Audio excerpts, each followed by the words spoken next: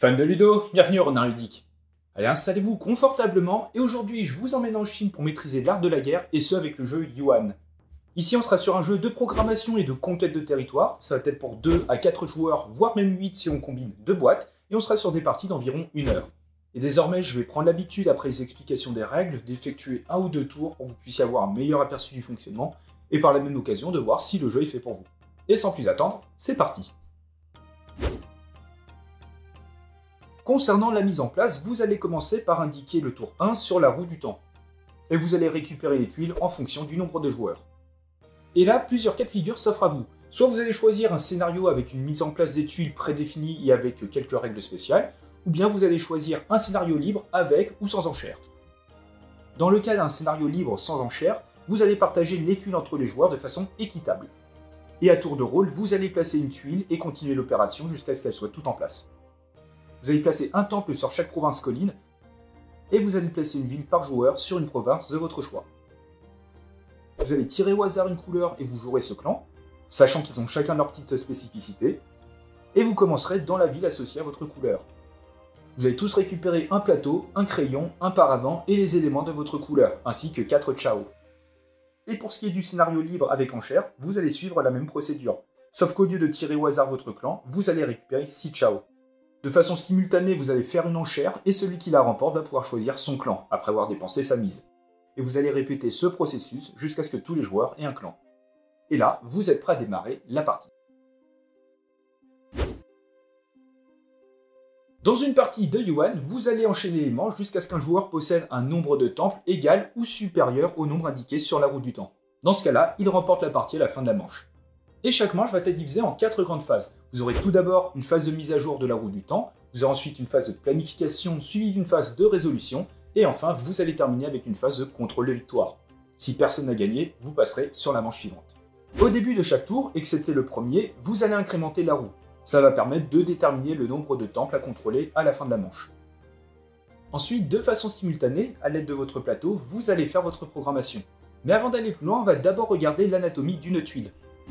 Sur chacune d'elles, vous allez pouvoir retrouver 3 types de terrains.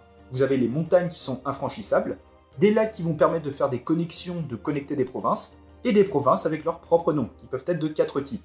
Vous avez les collines, les mines, les forêts et les rizières. Et pour votre planification, soit vous allez écrire sur votre plateau le nom de la province où vous voulez faire vos actions, il n'y aura donc qu'une seule province de ciblée, ou bien vous allez passer votre tour.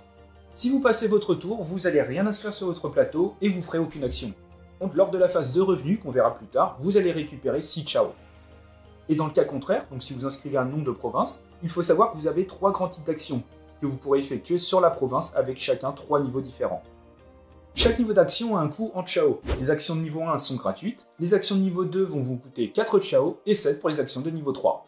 Mais ce coût va pouvoir être réduit par le nombre de provinces que vous contrôlez par type, donc rizière, mine, forêt, etc. Chaque province que vous contrôlez liée au type va vous réduire le coût de l'action de 1.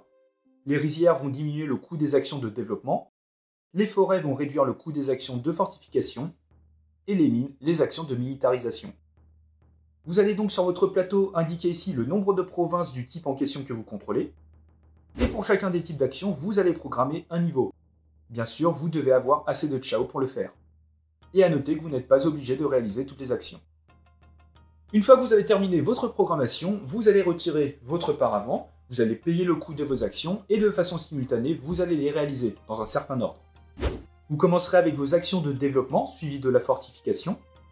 Vous allez pouvoir créer des armées et attaquer grâce à l'action militarisation. Vous pourrez faire une fortification en conséquence de l'attaque. Et enfin, vous terminerez avec un revenu et une mise à niveau des armées, des temples et des provinces. Si vous faites une action de développement, soit vous allez pouvoir faire une colonisation ou bien une expansion. Si vous faites une colonisation, vous allez devoir cibler une province libre, c'est-à-dire une province qui n'appartient à personne. Au niveau 1, vous allez pouvoir, en plaçant l'un de vos villages, acquérir la province libre adjacente ou connecter grâce à un lac à l'une des provinces que vous possédez. Et vous allez également récupérer les provinces libres adjacentes à celle-ci. Vous placerez un village sur chacune de ces cases. Au niveau 2, vous allez faire la même chose qu'au niveau 1, sauf que vous aurez un gain de 2 Chao lors du revenu. Et au niveau 3, vous ferez la même chose qu'au niveau 2, sauf que la province-ci peut se trouver n'importe où, pas forcément adjacent à l'une des provinces que vous contrôlez. À la fin d'une colonisation, si le groupe que vous venez de créer ne contient aucune ville, le village de la province cible se transforme immédiatement en ville. Par contre, si deux joueurs ciblent la même province, l'action est annulée, ainsi que les suivantes, donc les actions de fortification et de militarisation. Bien sûr, vous ne paierez pas le coût en Chao de ces actions, et vous gagnerez 6 Chao lors du revenu, comme si vous avez passé votre tour. Deuxième choix possible avec le développement, c'est l'expansion, en ciblant une province que vous contrôlez. Au niveau 1, vous pourrez acquérir en plaçant des villages les provinces libres adjacentes au groupe de la province ciblée. Au niveau 2, même chose qu'au niveau 1, mais vous gagnerez 2 Chao lors du revenu. Et au niveau 3, vous pourrez construire un temple et voler immédiatement 2 Chao au clan adjacent au temple. Une fois vos actions de développement terminées, vous passerez à la fortification. Vous allez pouvoir soit urbaniser, soit renforcer. Si vous décidez de faire une urbanisation, vous devrez cibler l'un de vos villages. A noter qu'au niveau 1, il n'y aura pas d'effet. Vous devrez à minima faire une action de niveau 2 pour pouvoir transformer le village en ville. Et au niveau 3, vous transformerez votre village en ville fortifiée. On verra ça plus tard, mais ça va permettre de rajouter de la défense. Enfin, vous allez placer une armée dans cette province. A noter que vous pourrez avoir dans une province maximum 3 armées. Et l'autre option possible avec la fortification, c'est le renforcement. Vous allez devoir cibler l'une de vos villes. Au niveau 1, vous allez ajouter une ville à la première, ce qui va permettre de doubler la production de la ville à la phase de mise à niveau. Au niveau 2, vous pourrez transformer la ville en ville fortifiée. Pour cela, vous allez placer un rempart en bois autour de la ville et ajouter une autre ville à la première. Encore une fois, pour doubler la production. Enfin, au niveau 3, vous pourrez transformer votre ville en ville indestructible, en plaçant un deuxième rempart côté pierre. Une ville indestructible permet de donner également 1 de défense à toutes les provinces adjacentes. Et vous ajouterez une armée à la province. Et enfin, dernière action possible avec la militarisation, avec soit un recrutement, soit une attaque. Si vous recrutez, vous allez devoir cibler l'une de vos villes. Vous devrez faire une action de niveau 2 pour pouvoir ajouter une armée à la province, tandis qu'au niveau 3, vous allez en ajouter 3. Pour rappel, sur une province, vous ne pourrez avoir que 3 armées maximum. Et si vous attaquez, vous devrez cibler une province ennemie. Au niveau 1, vous pourrez attaquer une province ennemie adjacente ou connectée à au moins une de vos armées. Une province connectée est une province reliée à une autre par un lac. Au niveau 2, vous pourrez attaquer une province ennemie adjacente ou connectée à au moins une des armées et rajouter une armée de votre réserve à la bataille. Et au niveau 3, vous pourrez attaquer une province ennemie adjacente ou connectée à au moins une de ces armées et ajouter une armée de votre réserve à la bataille. En cas de victoire, vous allez procéder à une autre attaque de force 1 sur les provinces adjacentes occupées par un ennemi. Et du coup, un combat, comment ça se déroule? Toutes les armées adjacentes ou connectées à la province ciblée doivent attaquer en se déplaçant. Chaque soldat a une valeur de 1 et vont d'abord s'annihiler entre elles. Ensuite, en cas de fortification, vous allez comparer la force de l'armée restante à la défense, sachant que les remparts ont une défense de 2. Si la force de l'attaquant est supérieure à celle du défenseur, c'est une victoire pour l'attaquant. Dans ce cas, le défenseur va perdre la province en retirant tout village, ville et éventuel rempart. Si le groupe de provinces du défenseur ne possède plus de villes, vous allez retirer toutes les armées de ce groupe et remplacer les villages par ceux de l'attaquant. Et si plusieurs joueurs attaquent la même province, vous allez d'abord résoudre le combat entre les attaquants, et ensuite vous allez résoudre le combat avec le défenseur.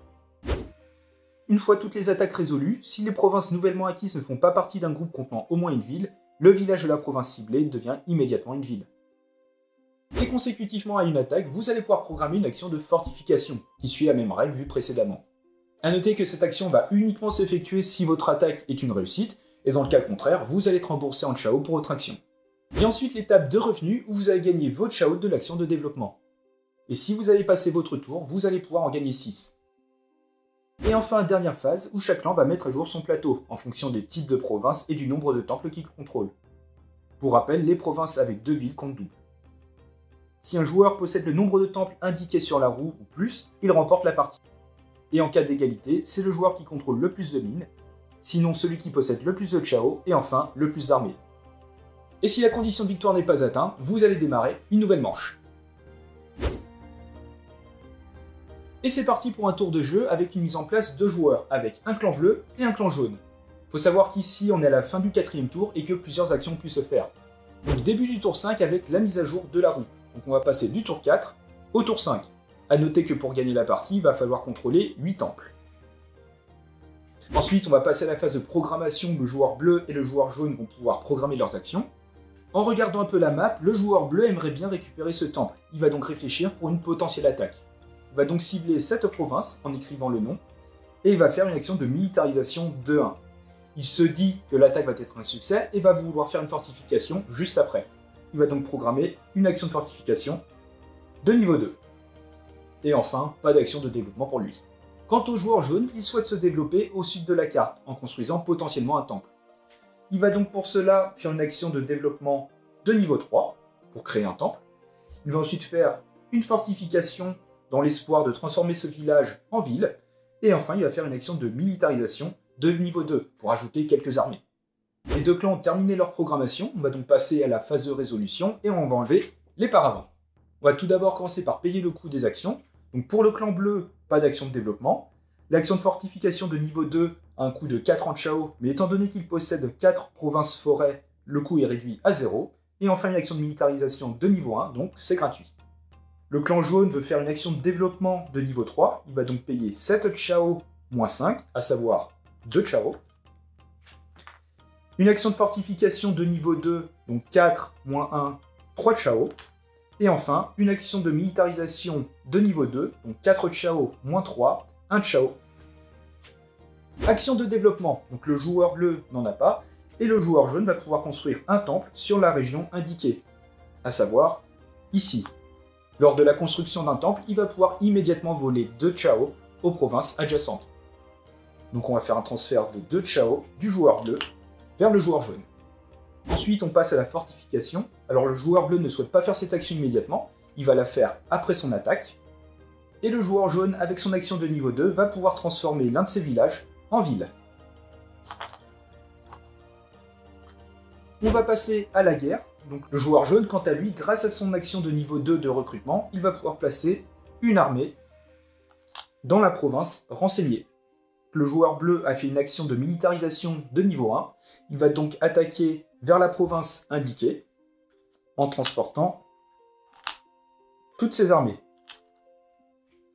Un combat va alors se déclencher. On a une force de 3 pour l'attaquant et malheureusement une force de 0 pour le défenseur. Il va donc perdre sa ville et son village.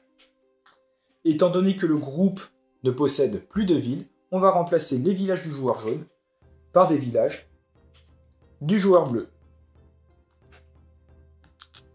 Et enfin, avec l'urbanisation automatique, étant donné que ce nouveau groupe créé ne possède pas de ville, on va transformer le village de la province cible en ville.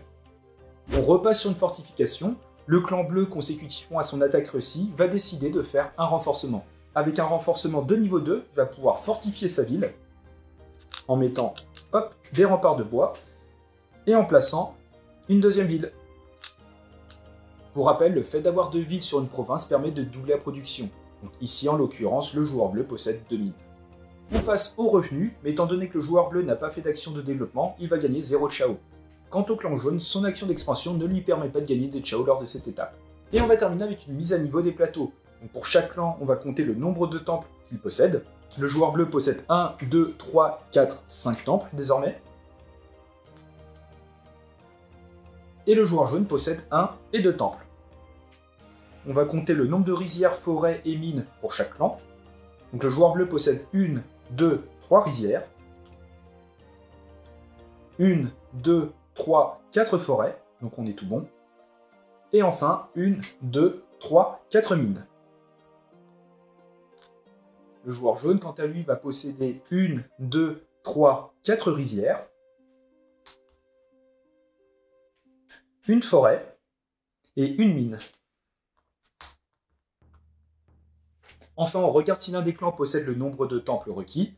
Ici, 5 pour le bleu, 2 pour le jaune, alors qu'il en faut 8. Personne ne remporte la partie. Dans ce cas-là, on va démarrer un nouveau tour. Et voilà, vous allez ainsi enchaîner les manches jusqu'à ce que la condition de victoire intervienne. Dans ce cas-là, le joueur remporte la partie. Et j'espère qu'avec ce petit exemple, vous avez désormais un meilleur aperçu du jeu.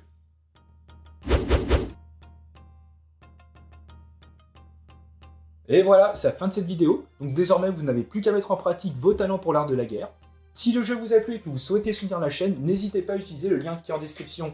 Et comme d'habitude, vous pouvez très bien laisser un petit pouce bleu, commenter et vous abonner, ça nous fait toujours plaisir. Et sur ce, on se retrouve dans une prochaine vidéo. Ciao!